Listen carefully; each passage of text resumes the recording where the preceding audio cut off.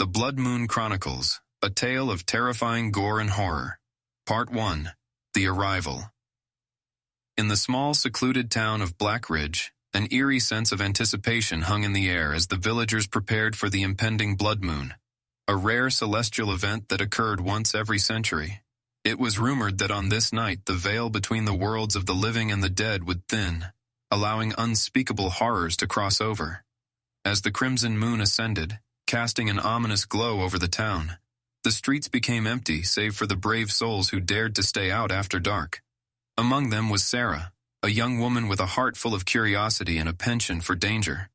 Drawn by an inexplicable force, she wandered into the dilapidated mansion on the outskirts of town, known as the Dark Moor Manor. Part 2. Whispers of the Past. Inside the mansion, Sarah's footsteps echoed through the dimly lit corridors, and a chilling breeze whispered secrets from the past. Portraits of long-forgotten residents adorned the walls, their eyes seeming to follow her every move. In the grand library, she stumbled upon a dusty tome recounting the history of the Blood Moon. Legend spoke of an ancient vampire coven that had once terrorized Blackridge. They had been defeated a century ago, but now, on this night, their leader was said to return. Sarah's heart raced as she read of the horrors that had unfolded in the past. Blood-soaked rituals, sacrificial offerings, and a reign of terror that had ended in a gruesome massacre. Part 3. Unholy Resurrection. As the moon reached its zenith, an otherworldly hush fell over Blackridge. In the graveyard behind the mansion, ancient tombstones began to tremble, and from the depths of the earth, the vampire lord was reborn. With eyes as red as rubies and fangs sharp as daggers, he emerged, followed by a legion of undead horrors. Sarah, unknowingly, had become a pawn in a macabre game of fate.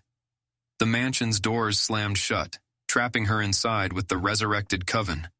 The once dead vampires revealed in their newfound power, their thirst for blood unquenchable, their bodies contorted and twisted, becoming grotesque parodies of humanity. Part 4. Dance of Death. Sarah's heart raced as the vampire lord approached, his predatory gaze fixed on her. She stumbled back, her breath hitching in her throat. In the moonlit ballroom, the vampires began a ghastly dance, their movements a macabre symphony of death. The air grew thick with the stench of blood and decay, and Sarah realized she was trapped in a nightmare. Desperate to escape, she raced through the mansion's winding corridors, her footsteps echoing like the beats of a frantic heart. The vampires pursued her with inhuman speed, their whispers echoing in her mind, promising eternal damnation. With each passing moment, the line between reality and nightmare blurred, and Sarah questioned whether she would ever see the light of day again.